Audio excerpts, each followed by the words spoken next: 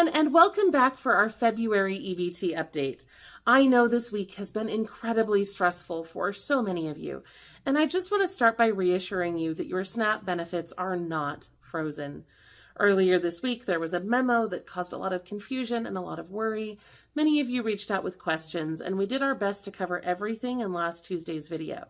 But since then, things did change quickly. A federal judge immediately blocked the freeze, which didn't have anything to do with SNAP in the first place. And then shortly thereafter, the White House completely rescinded the memo altogether.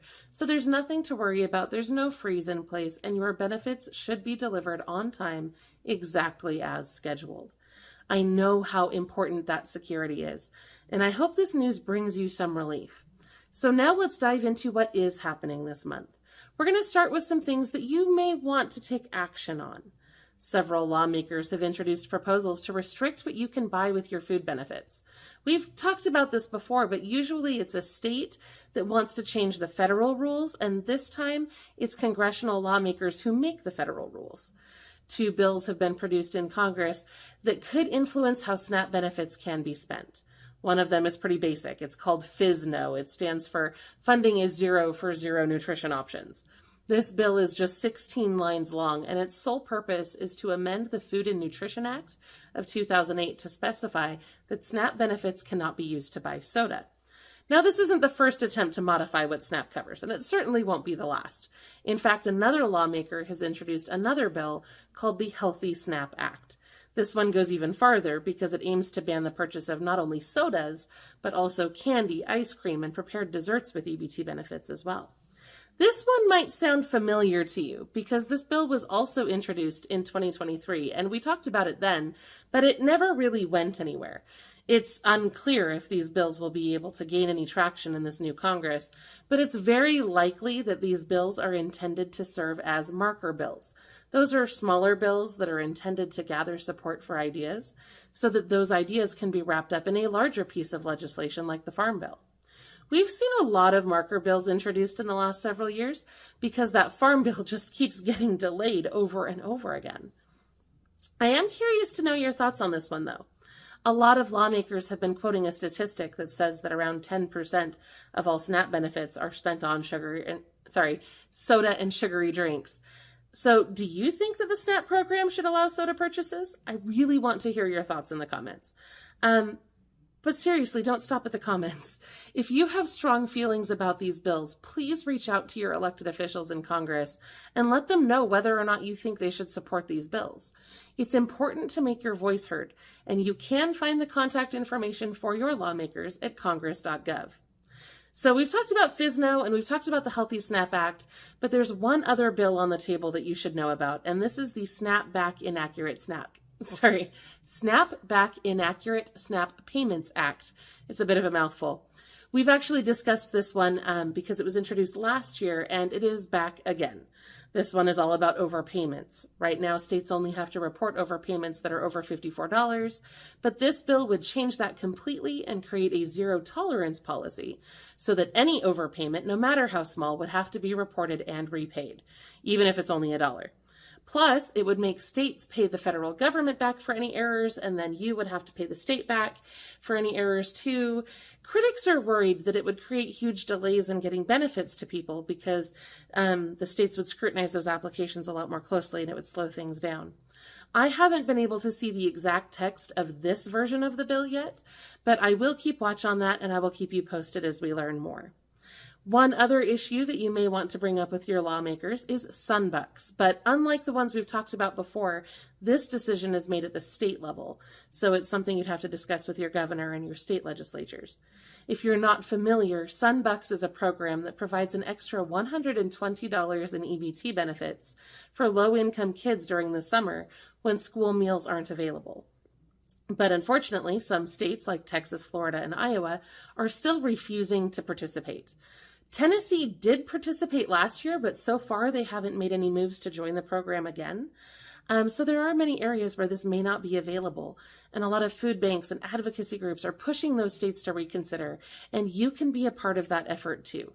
If you think your state should participate and it's currently not, you can reach out to your state lawmakers and help your voice be heard. Now, if you do live in a state that's participating, it's important to stay on top of that process. Each state handles sunbucks differently, so be sure to follow the updates from your state agency.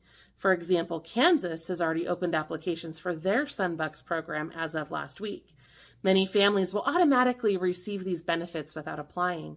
But if you think you're eligible and you haven't received a letter from the Department for Children and Families this month yet, you'll need to submit an application. The Kansas application portal is open at dcfapp.kees.ks.gov until August 29th, and benefits will begin being rolled out in April. Now, if you live in another participating state, be sure to check with your local agency for updates on when and how to apply as well. We'll do our best to keep you updated here, but it's always a good idea to keep an eye out for yourself as well. Now, before we move into the new EBT discounts, I need to take a moment to talk about something else that is really important. Right now, there are so many heartbreaking stories about people having their EBT benefits completely drained by scammers. And unfortunately, now that the government has stopped replacing stolen benefits, people who lose their funds this way are left with nothing. One story that really stood out to me this month is about Nikita Cook, a mother of 7 from Farmville, Virginia. She had more than $1,500 wiped off her EBT card, and it was just stolen in an instant. When she checked her balance, the scammer had left her with just $2 to last the rest of the month for her family. So she did what anyone would do, right? She called the state, hoping to have those benefits replaced. But because it was past the deadline, there was nothing they could do. She was completely out of luck. And unfortunately, this is not an isolated case. Stories like this are happening over and over again. The headlines are all over the place, and I do not want this to happen to you.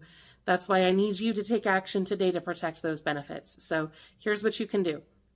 Change your PIN often. Change it today. Change it at least once every 30 days. Always check for skimming devices on payment terminals before you swipe that card. And never respond to unsolicited texts, emails, or phone calls asking you about your EBT account.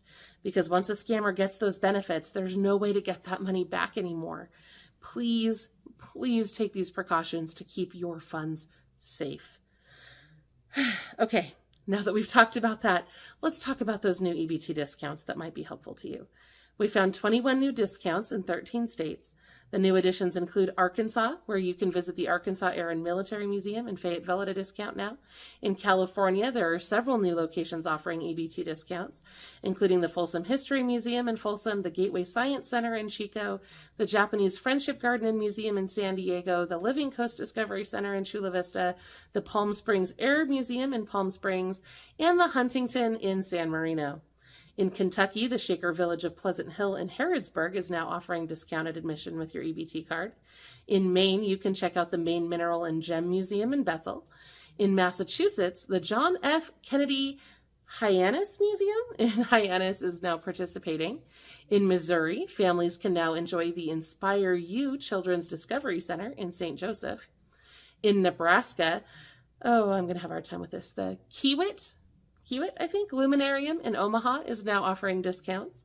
In New York, there are a few new locations, including the Francis Lehman Loeb Art Center in Poughkeepsie, the Maybe Farm Historic Site in Rotterdam Junction, and the Schenectady County Historical Society. In Ohio, the Salem Historical Society in Salem has joined the program. In Pennsylvania, you can visit Bowman's Hill Wildflower Preserve in New Hope, or the Academy of Natural Sciences of Drexel University in Philadelphia at a discount now. I love the way that Wildflower Preserve sounds. That sounds lovely. In Texas, the Dallas Arboretum and Botanical Garden in Dallas is now offering discounts. In West Virginia, the Beverly Heritage Center in Beverly has also been added. And in Wyoming, the Cheyenne Children's Museum of Cheyenne is now participating. These are just a few of the locations that offer EBT discounts. We have found over 3,000 EBT discounts nationwide, and you can always get that full list at lowincomerelief.com/EBT. It's the best place to go for that list because we not only have the Museums for All discounts, but we have the discounts from the other programs like Arts for All and the other programs that coordinate these as well. So definitely go check that out. And, one last thing. You may see some extra EBT benefits if you live in California and you live in an area that was affected by the wildfires The government is automatically adding back 40% of your January SNAP benefits to help replace any food that you lost. No paperwork is needed for that. If you already got those replacements, you won't get them again. And if you lost more than 40% of your food due to the disaster, you can still file a claim for the rest of that loss. You just need to reach out to your local California Department of Social Services office to submit that form. I hope this has been helpful to you. Please go check out our other videos for more ways to save money and